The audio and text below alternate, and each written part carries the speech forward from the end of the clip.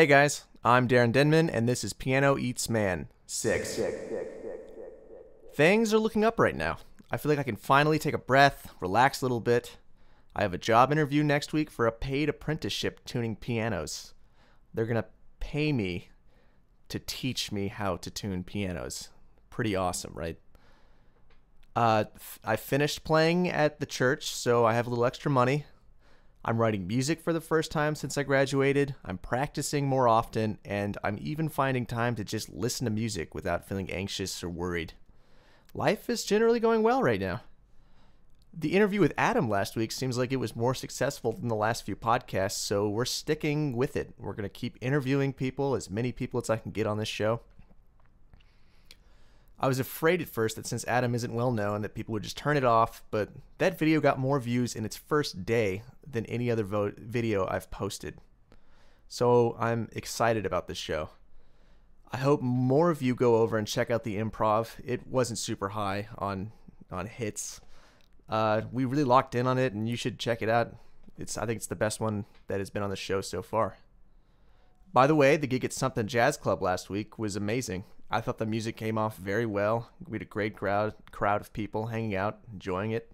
Tom's set after us was awesome. I just wanted to thank everyone who made it out. The next one as of right now is March 31st at Freddy's Back Room in Brooklyn. We're sharing the bill with Ben Murphy's Large Ensemble, Stephen LeGurner's Dectet, and a group from Max Johnson. So mark your calendars. Ben Murphy is this week's guest. He's a bassist and composer with an eclectic taste ranging from Charles Mingus to Shostakovich to Tom York.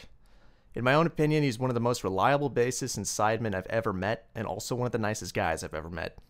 Currently, he runs a large ensemble with about 12 people, 13 if you count the conductor, and they perform only his original material.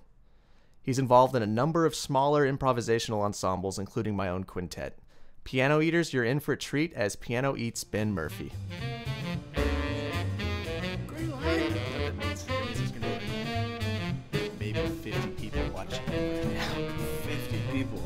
25 of them being me watching the video over and over, and it's a good idea. You should like make a program that just like plays your videos like on repeat over and over again, so that you can boost the views. Get everybody in the apartment to just leave their computers doing that. Dude, we could probably get it up to like 600 views, and maybe I can start getting some money from the advertising. Anyway, how to scam the internet. Anyway, welcome everybody. We are here with Piano Eats Ben Murphy bass. Oh. Ben, thanks so much. You are guest number 2. I guess the only way I can describe the things that you are doing is experimental. You're a member of my own band where you've decided that the bass sounds better tuned in fifths. What started you on that? Was playing some free music with some friends of ours.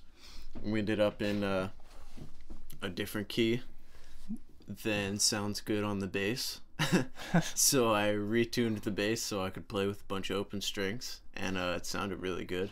Yeah, though, especially when you're just freely walking and it just sounds like blah, blah, blah, blah. Yeah, I don't know why it hilarious. sounds. I guess maybe it's kind of comical. It sounds awesome though. Yeah. Anyway. Cameron actually suggested the fifths originally. I had it tuned in some open tuning. He was like, "You should do fifths." Wait, did you have it tuned differently? All right. I think I had it like D A D F sharp.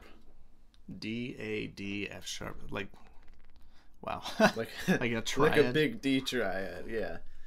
We were. Where did you get that idea from? We were in D. Oh, So it worked out nicely. it's awesome. So, fairly recently, maybe. When did you start your large ensemble? That's been around for. It's been like in developing process for like a year and a half maybe, but in the current instrumentation just since like August.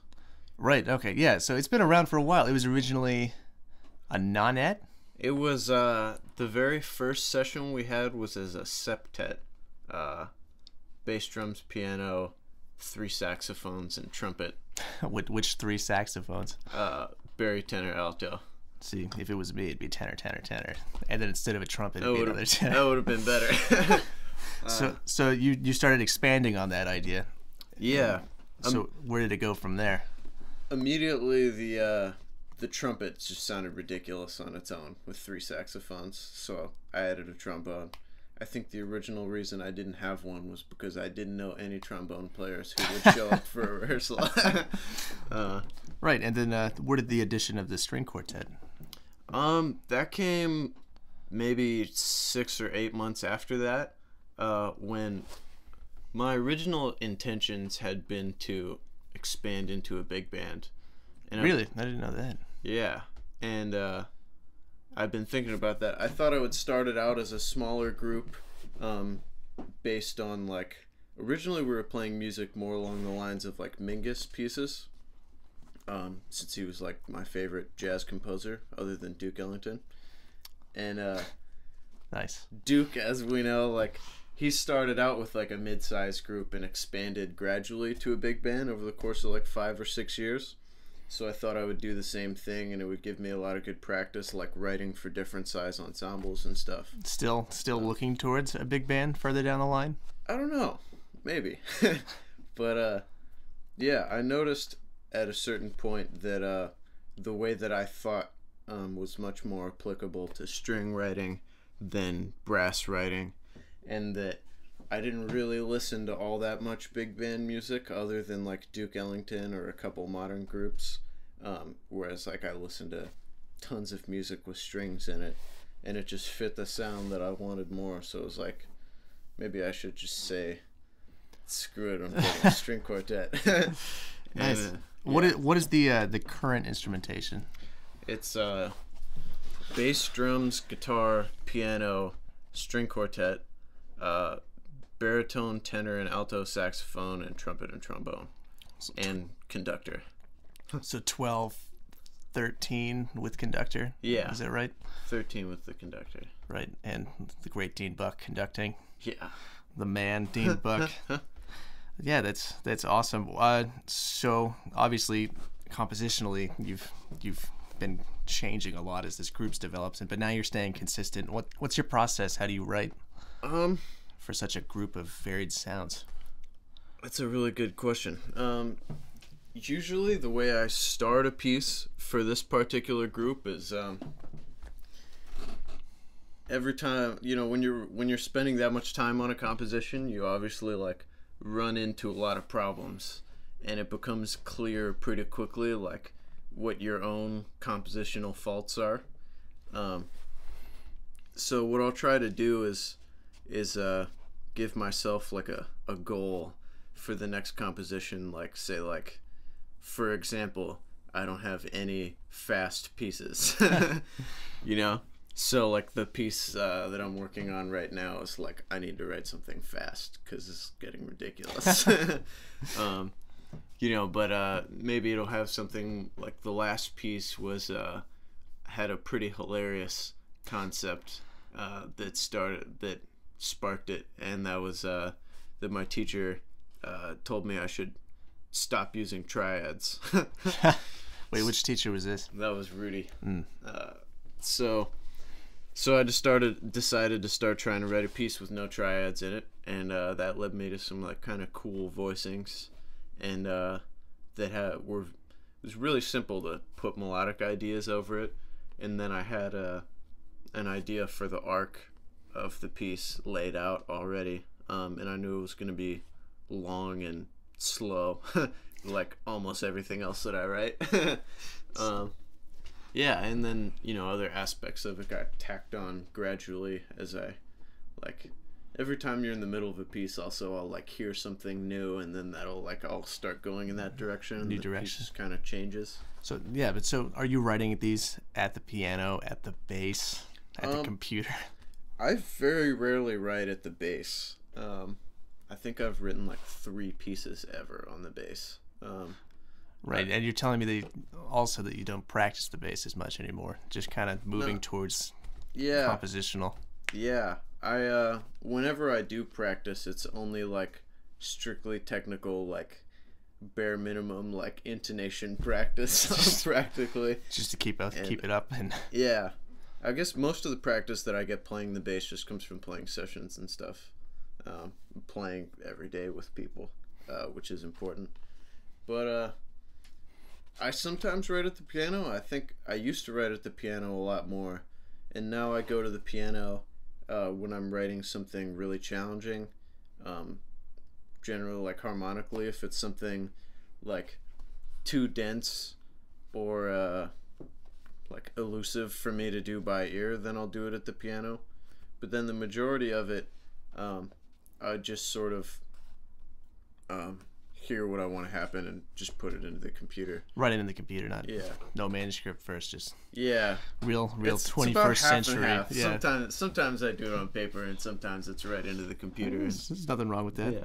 Nothing wrong at all. So what you're talking about Charles Mingus and Duke Ellington. What other influences are you drawing through? Because there's a lot of rock influences that I hear, and a lot of electronica and Yeah. other things that are coming through in your music. Yeah.